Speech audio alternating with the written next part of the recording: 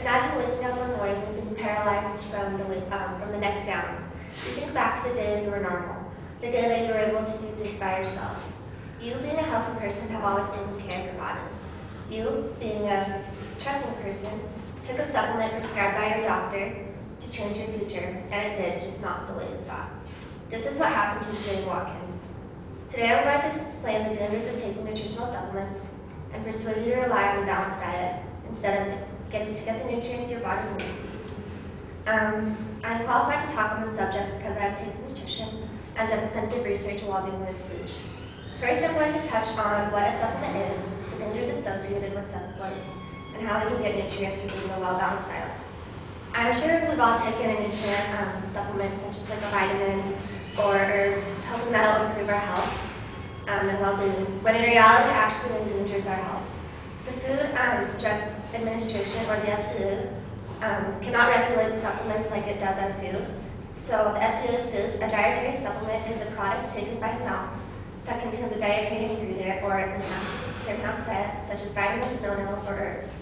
The problem with supplements is that, as the textbook core concept, nutrition of core concepts is, the FDA has no mandate to test consumer products. Instead, under the federal law, the FDA is charged with ensuring that supplements do not pose a significant or unreasonable threat. The FDA is left to prove that supplements are dangerous after they are put on the market, which can take years to do. One of the examples of this is a drug or mineral supplement called Cedra.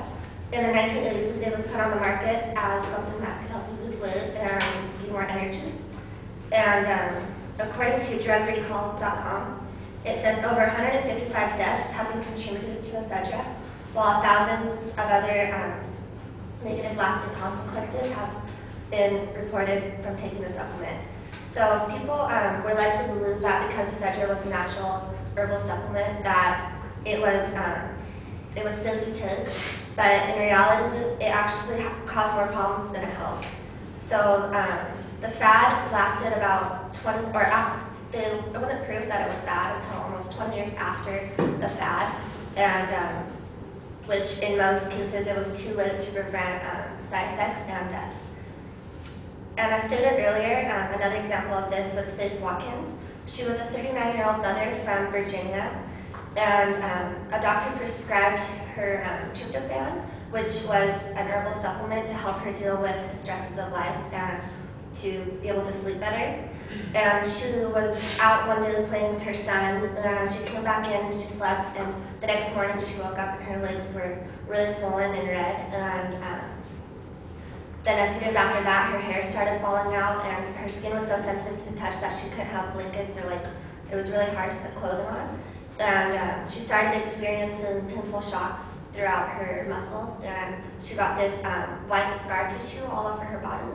And within a few months, she was permanently paralyzed. So she says, I wish I had never taken the supplement and would do anything to go back. I would advise people not to take dietary supplements. And according to Thomas Moore, a nutrient specialist who was documenting the story, who said that the tryptophan triggered a disorder called EMS. Faith Watkins was one of 1,500 people that got this from the alleged contamination of the supplement product from Japan. Over 30 people have died, and the contaminants in Faith's pill had made her condition irreversible. And so basically, because the FDA can't regulate what goes into your supplement, it can be contaminated, and that's what happened to Faith's pills, is that they were contaminated. And so cases like this are not only caused by contamination of products, though, but overdosing as well.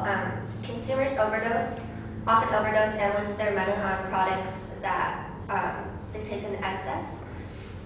According to the textbook Nutrition of Core Concepts, the body absorbs nutrients best from the foods in which the nutrients are diluted and dispersed among other substances that facilitate their absorption. So basically it's saying that the food that we eat, it better facilitates us absorbing the vitamins or the nutrients that we have than with pills.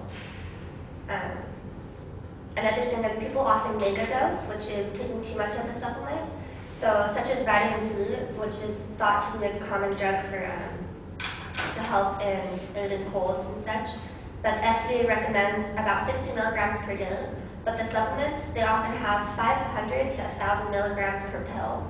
So people are taking 10 times the amount that they actually need daily, which is just, vitamin C you can't really overdose on, but it's just excreted through your urine. So like you're basically wasting your money on vitamins that aren't used. So in another case documented by Dr. Sizer, a registered dietitian, a man with a devastating illness, he went to the ER because he had dangerously low blood sugar, and he had ingested 11,000 milligrams of niacin, which the dietary recommended amount is 35 milligrams a day. He got that advice from a nutrient supplement company, and was telling him that it would cure his schizophrenia. But because of the high amounts that he took, he got actually sicker than he was before.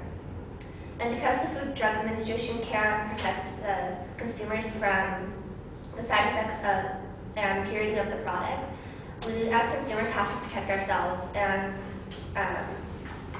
by maintaining a healthy diet. According to John Rowland, a vitamin expert, the best way to get all the vitamins you need is to eat a healthy, balanced diet. If you eat a healthy diet, you won't need supplements. Jen Clark adds that balanced nutrition is the key to absorbing nutrients.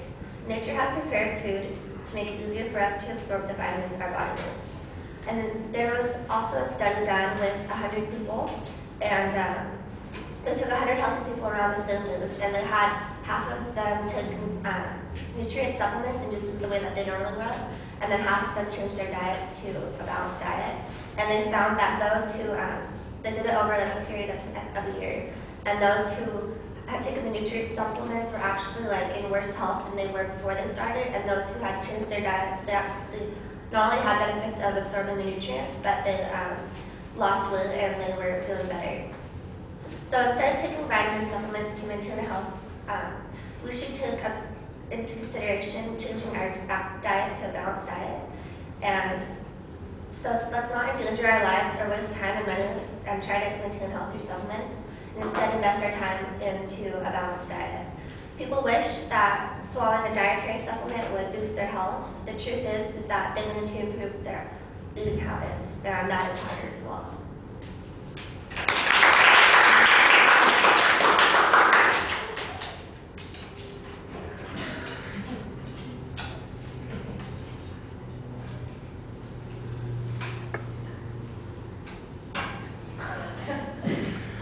Danielle, what did you think? I thought the speech was really well developed, and in the speech when she includes all the quotes from people that are qualified, I think it really puts in good facts for the audience to understand.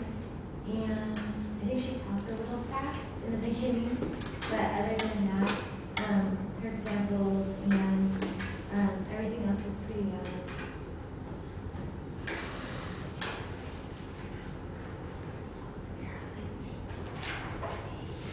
All right. I thought the opening was pretty solid. You've got a good visualization. You've got a clear statement of your claim. There's some attempt to build some ethos, and you got a good layout of the structure, but I would agree it sounded like you were rushing right at the beginning especially, and I think some of the rushing makes it hard to make out some of the words that you're talking about, and so if you just pace yourself a little bit more, especially at the beginning, I think you'll be in better shape, because it wasn't as big a problem in later parts of the speech. I think that you were a little bit more moderate in your pacing and easier to understand then. I thought that you did an excellent job in citing your information. You're very consistent about giving us the sources, giving us quotes, providing us with examples, drawing us into the subject there. I think you could develop that solution a little bit more on the balanced diet and how we could go about doing that instead of using the supplements to try and achieve that objective. And I think that needs a little bit of convincing, I think, for most people. So there's really something to persuade us on that subject. But despite that, I thought like you did a very good job documenting the significance of the problem. Your eye contact got better in the middle of the speech. Gestures, though, sometimes you've got some nervous scratching, a little bit of awkwardness. I thought it was awkward that you were smiling at the introduction when you were telling that story. That seemed a little odd. And then you've also got a little bit of leg crossing awkwardly here and there. So watch those kinds of things. All right, thank you.